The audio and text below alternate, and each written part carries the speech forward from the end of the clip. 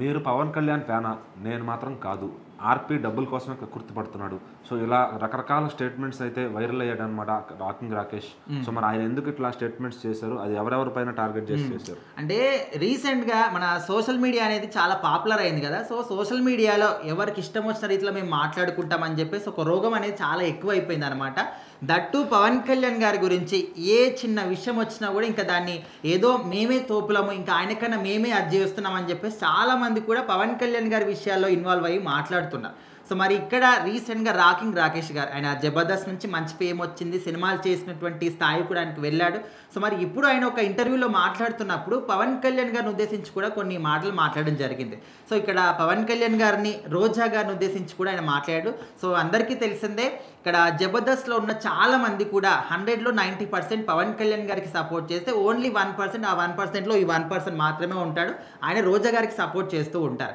అది కూడా ఇంకా మరి దాని పర్సనల్ రీజన్స్ ఏమున్నాయి ఏంటి కూడా తెలియదు. కానీ ఇంటర్వ్యూలో మాట్లాడుతున్నప్పుడు రోజా గారు మాకు జబర్దస్త్ స్టార్టింగ్ నుంచి కూడా మాకు అన్నం లేని రోజుల నుంచి కూడా ఇప్పటి వరకు ఒక సొంత కుటుంబ సభ్యురాలాగానే ఉన్నారు. కుటుంబ పెద్దగా మమ్మల్ని అందరినీ కూడా ఆదుకున్నారు, తిండి పెట్టారు. ఇప్పుడు కూడా ఇంటికి పిలిచి మరీ తిండి పెడతారు. చాలా మంచి వ్యక్తి అనే విధంగా రోజా గారి గురించి మాట్లాడారు.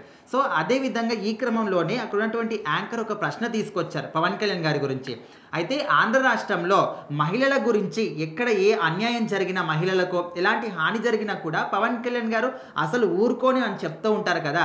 మరి ఇక్కడ ఆంధ్ర రాష్ట్రంలో వాళ్ళ పార్టీలో ఉన్నటువంటి చాలా మంది వ్యక్తులే కూడా రోజా గారిని బాడీ షేమింగ్ చేస్తూ ఉంటే పవన్ కళ్యాణ్ గారు ఏం చేస్తున్నారు అని చెప్పేసి యాంకర్ క్వశ్చన్ అడిగారు. సో, అప్పుడు రాకింగ్ రాకేష్ ఏం చెప్పారంటే పవన్ కళ్యాణ్‌కి మీరు ఫ్యానా అంటే ఆమె అవునని చెప్పింది. మీరు ఫ్యాన్ ఏమో, నేను మాత్రం అస్సలు కాదు అని చెప్పేసి రాకింగ్ రాకేష్ గారు చెప్పారు.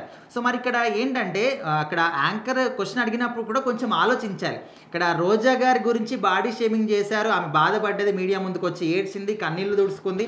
ఇప్పుడు దాని గురించి వీళ్ళు మాట్లాడుతున్నారు. కానీ రోజా గారు అధికారంలో ఉన్నప్పుడు ఆమె ఎన్ని మాటలు మాట్లాడింది, ఎన్ని బూతులు మాట్లాడింది, ఎంతమంది పిల్లల్ని ఉద్దేశించి మాట్లాడింది, ఎంతమంది ఆడవాళ్ళని ఉద్దేశించి మాట్లాడింది, తను కూడా ఒక ఆడది అనే విషయాన్ని కూడా మర్చిపోయి ఎన్నో సందర్భాల్లో ఎన్నో బూతులు మాటల్లో చెప్పుకునేటువంటి బూతులు కూడా రోజా గారు మాట్లాడడం జరిగింది.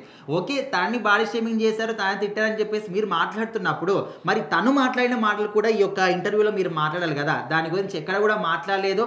అండ్ ఇక్కడ ఇక్కడ కిరాక్ ఆర్పీ గురించి కూడా రాకింగ్ రాకేష్ కొన్ని మాటలు చెప్పాడు.